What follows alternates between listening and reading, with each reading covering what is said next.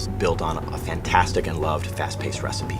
It's got the fantastic multiplayer gameplay that our fans expect, a rich new universe, a solo campaign, and a phenomenally exciting new mechanic in the game called Build and Battle, a system that allows players to build structures dynamically on the fly and make the battlefield play the way they want to play at that time.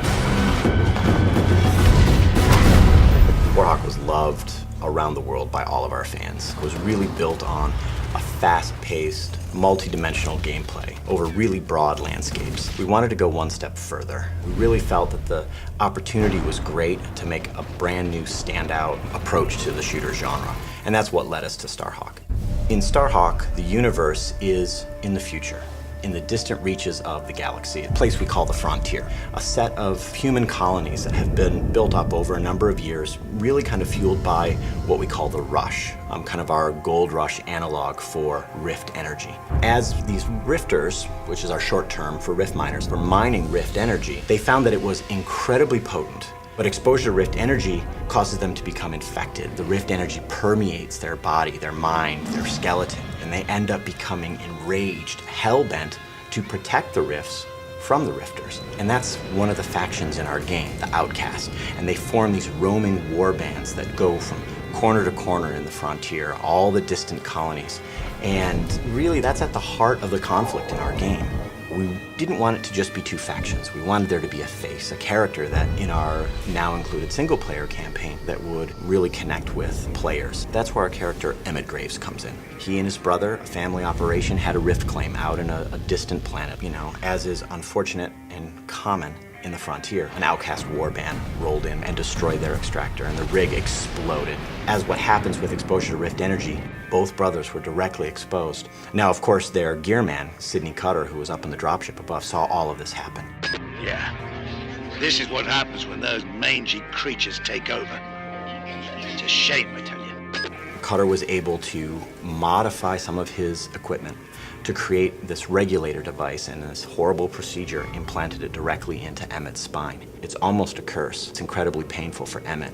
And now he bears the mark, the brand of an outcast warrior. And he became outcast himself. And so Emmett ended up being a hired gun, like a gunslinger, protecting claims, going to colonies that were being attacked by outcast warbands. Anybody that comes out here has a plan or a problem.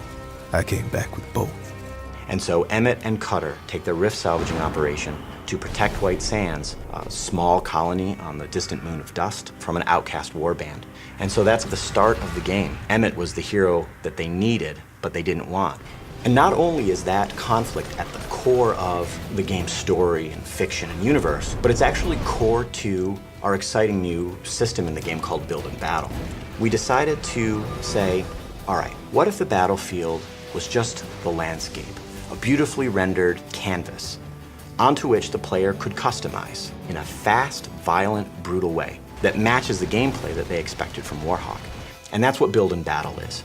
It's a quick, brutal system to allow the player to build wall structures and bases and bunkers and towers and all of these other units and structures in the game to fit how they want to play, not only in single player, but in multiplayer.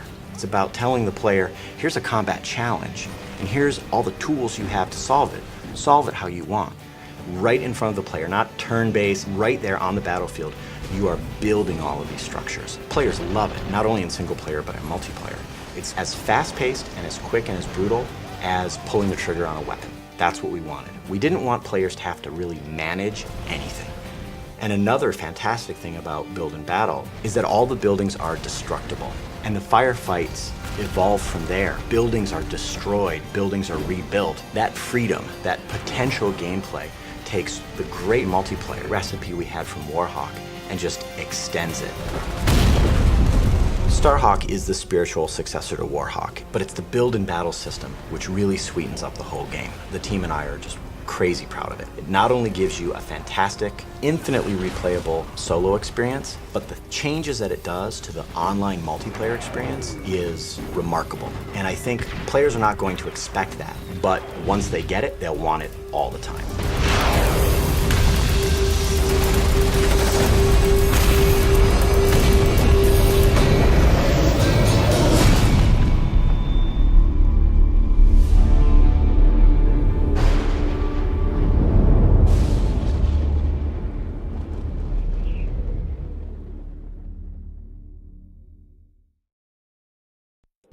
生活。